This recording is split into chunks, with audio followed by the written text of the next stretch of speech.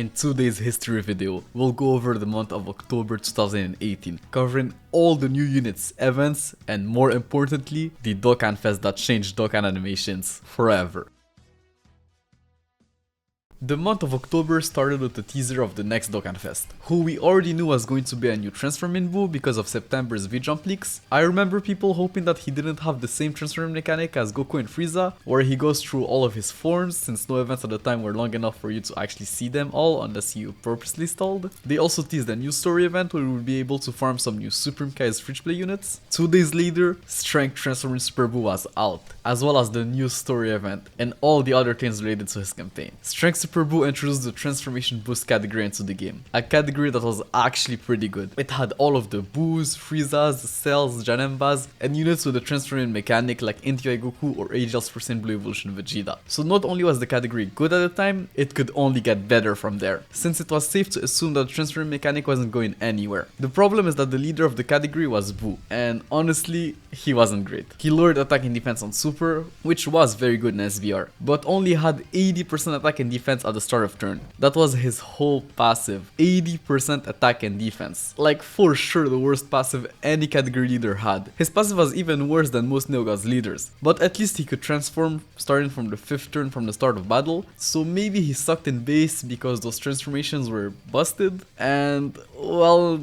not really. Above 80% HP he transformed into Wuhan, which was the transformation you saw most of the time. In that form he now greatly raised his attack and defense by 50% on Super for 1 turn, which was good coupled with his 120% attack and defense at the start of turn. He could do a decent amount of damage and tank fairly well, but that was pretty much it. Outside of his start of turn healing, that guy was just stats, raw stats. So even though he was good enough at the time, it was only a matter of time before he fell into oblivion. Below 50% HP he transformed into Buu Piccolo, the rarest transformation but the one I personally thought was the best at the time. He was basically just a more defensive version of Wuhan. He kept the 50% defense on Super, recovered more HP at the start of turn, had slightly lower start of turn buffs, but gave all allies 3 key and 30% defense, which was so good at the time, especially on a team full of Buu units. Units who were known then for having key issues. Before the Link level update, most of the Majin Buu links were pretty bad, and most of them didn't even have any key, so that key support was very useful. Then we had the worst transformation of the 3. Whenever you were between 50% and 80% HP, you would transform into Buu Tanks. Buu Tanks sealed on Super, which was only good in SVR, but by the time you got him out, the fight was pretty much over. Maybe not in the Majin Buu Saga SVR stage, where the last fight could get long, so the scene was useful there, but that was it. He was worse than Buu Piccolo defensively, and worse than Wuhan offensively, unless you could attack debuff the enemy, which you couldn't in most events, and he had for sure the worst link set of all the transformations. He had Over in a Flash, a link that was literally non-existent within extreme class units, and you weren't going to link him up with Gotenks, so yeah, that was bad. But honestly, this whole card inspired me a little, and I just got this idea. What if they ever release a Wuhan that detransforms when you drop below a certain HP threshold? Like he starts out extremely strong, straight up like the best unit in the game, and you can keep him like that as long as you don't drop below the HP threshold. But if you do, he detransforms into like a weaker version of Buu, depending on your HP. Like that could make a pretty interesting card, where you have to like be careful how you manage your HP and everything. Anyways, the new Buu came with a bunch of new units and awakenings. The new Int Hercule was phenomenal, probably one of the best Asian units of all time. He had a 30% chance to stun on Super, which was very good in SBR. Then had a 50% chance to dodge all attacks, also good in SBR. It then had 50% to 90% damage reduction, depending on your remaining HP. The less HP, the more damage reduction. So you can guess, this guy was just untouchable. You could literally run him under no leader skills, and he could still tank in SBR. The only other unit that I could think of that could do that was AGL Golden Frieza, but below 50% HP, you were cooked with him. Unlike Hercule, who actually got better defensively the less HP he had. I remember that a couple of months later, when Strength Boost team got like a little better and you could beat the Majin Buu Saga SBR stage with it, Int Hercule was one of the best options on that team, even though he didn't fit under Buu's leader skill. That's just how crazy he was defensively. An absolute beast of a unit. Strength Fat Buu's Awakening was also phenomenal, especially in SBR. He had an AoE super attack that had a 20% chance to stun each attacked enemy, meaning that in SBR he could theoretically stun all enemies, but the best part was that he was a nuker making his own key spheres. So he not only had an AoE stun, but could also do a decent amount of damage with a couple of key spheres, while also not being bad defensively. He was also phenomenal in the World Tournament, since he was an orb changer that could AoE super, so he was useful even if you had LR strength Broly. Like if Broly was on rotation, you could just feed him the orbs, but if he wasn't, you could use this Buu as your AoE unit that turn. For sure one of the most valuable banner units at the time, and arguably one of the most valuable unit in Dokkan history. Oh, and also his leader skill wasn't bad for Battlefield. I actually used to use him as a sub leader for quite a lot of Dokkan battlefields, so yeah,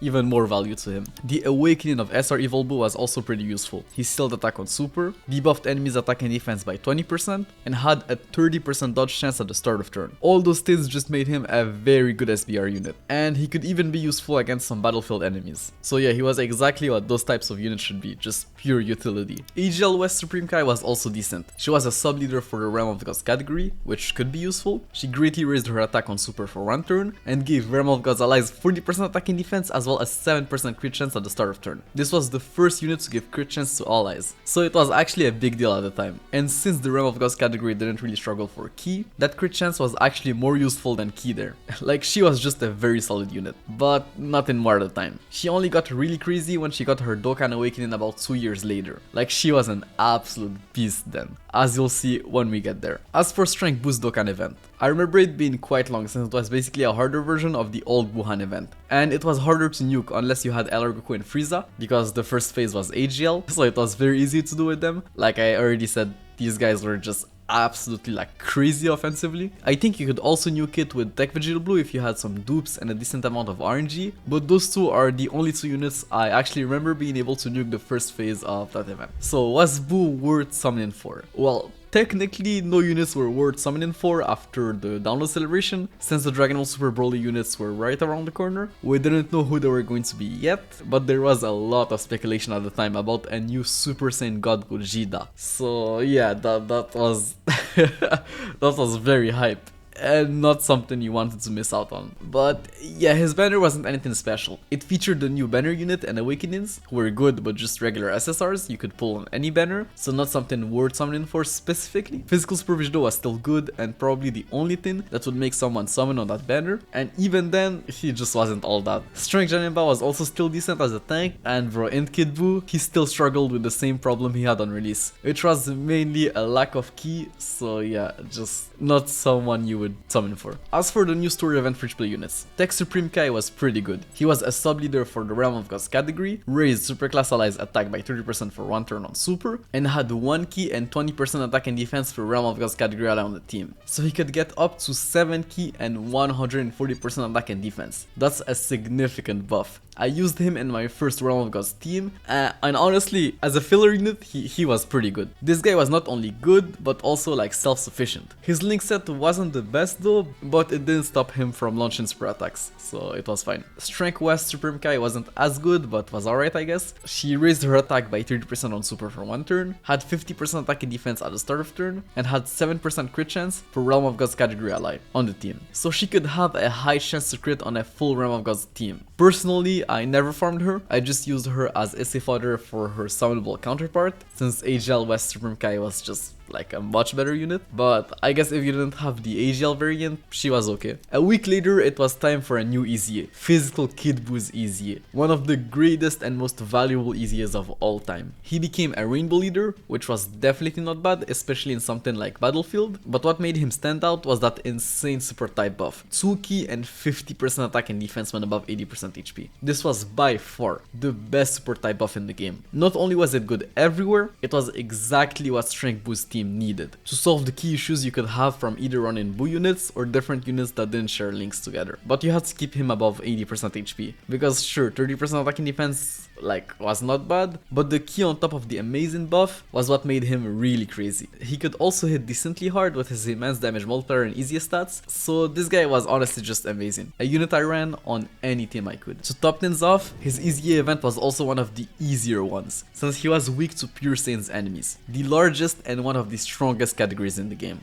So you had just so many options. But EZA was not a problem at all. His EZA banner was terrible though, since it featured a regular banner unit. Strength percentage Goku, who actually got his sub EZA the same day, the first ever sub EZA. He wasn't as good as his Dokkanfest counterpart, but was still a decent unit. He now greatly lowered defense on Super, had 40% defense at the start of turn, and gained attack the more HP he had. So at full HP, he had 140% attack, which was honestly pretty insane. Like, he was solid and could perform decently well everywhere, but there were two problems. First, this was before the same name update. So he shared the same name as AGL Super Goku, who was just like way better. And two, he was AGL Super Goku's sub EZA, meaning you had to beat Super Goku's EZA all over again. Still the hardest EZA event in the game. So this card was more for veterans who probably already had AGL Super Goku, but the Strength Super Goku was still good in Dokkan Battlefield, the Super Strength SVR stage, or even Kid Buu's EZA, hence why he was featured on that banner. The next day, the Dokkan Twitter account hit 400,000 followers, so they held a little campaign that gave different rewards based on the number of likes and retweets that tweet got.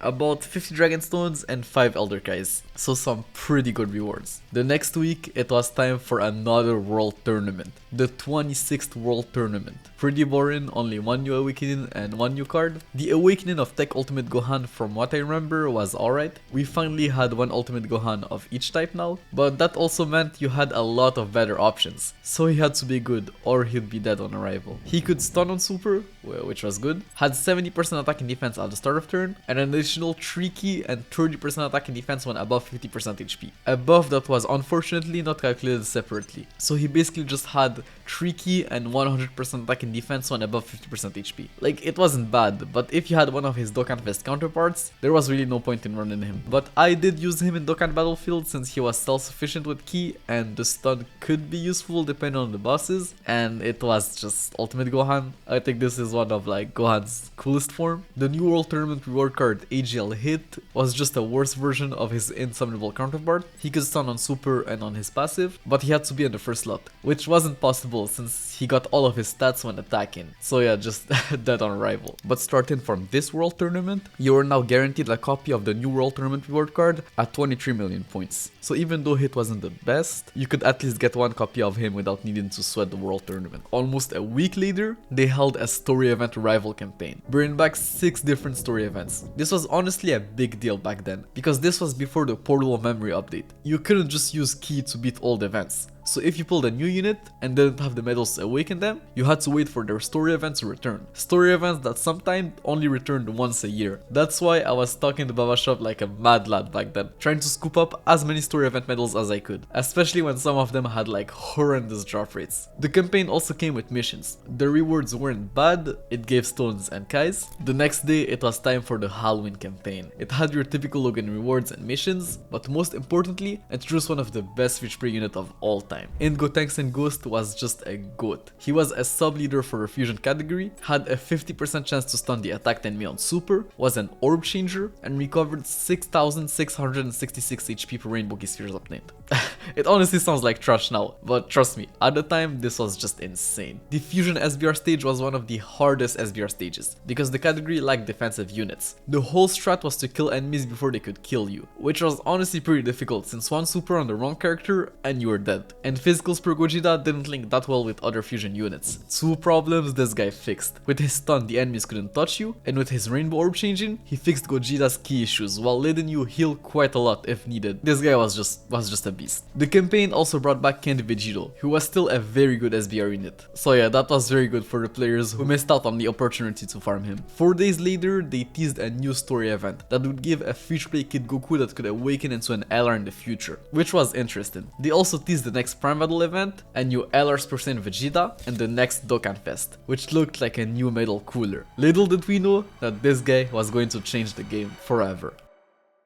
A day later, the new campaign was out. It had your typical stuff and some new events, and the next day everything was out. AGL Metal Cooler was a phenomenal TUR. He introduced the Wicked Bloodline category and led it for 170% HP attack and defense, which was the best leader skill buff a category could get, outside of obviously Goku's and Frieza's leader skill. The new category was essentially the Frieza's family category. It had all of your Frieza's, Coolers, and Kinkle units. Pretty decent, especially with a leader skill stat buff. Like 170% across all stats was just insane.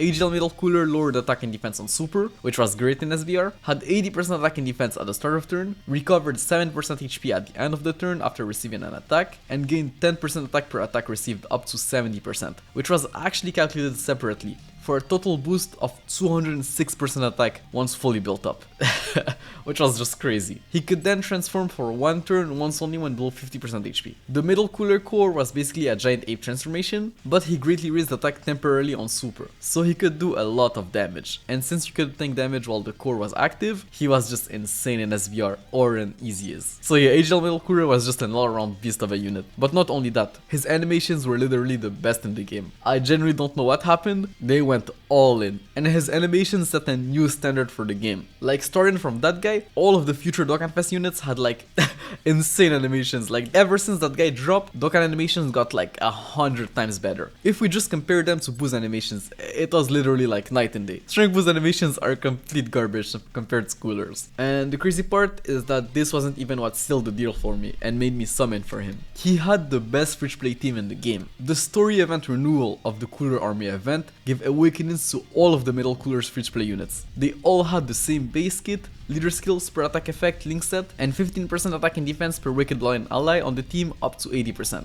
But they each had something unique. AGL Metal Cooler gave 2 key to all allies when above 50% HP, Tech Metal Cooler reduced the attacked enemy's attack by 20% for 2 turns, Int Metal Cooler recovered 5% HP at the start of turn, Strength Metal Cooler gave all allies 15% attack and defense, and Physical Metal Cooler recovered 15% of the damage he dealt as HP. They all brought something useful while having unique names. The only cards in the game with types in their names. So if you pulled AGL Metal Cooler, you could farm these Fridge Play cards and build like an insane Fridge Play team. You could beat category SBR stages with them. Needing just one summonable unit to beat an SBR stage was just something unheard of at the time, at least to me. This story event also brought new Fridge Play characters. The AGL Cyclopean Guard was insane. He raised defense by 30% for one turn on Super, gave all allies 50% defense, and had 40% damage reduction for 7 turns from his first appearance. So in SBR, his damage reduction was up pretty much the whole time. He was an absolute wall, which the extreme AGL type needed. And since he gave defense to all allies, he also helped Super 17 tremendously, who had no start of turn defense. Without this guy, I never had beaten the extreme AGL Super Buu stage. One of the best Fridge Play units of that year for sure. And he wasn't even a TUR. Just imagine how good he could be today with a new awakening. The new Strength Fridge Play Metal Cooler was a sub-leader for the Wicked Bloodline category, so if you didn't pull the new AGL Cooler,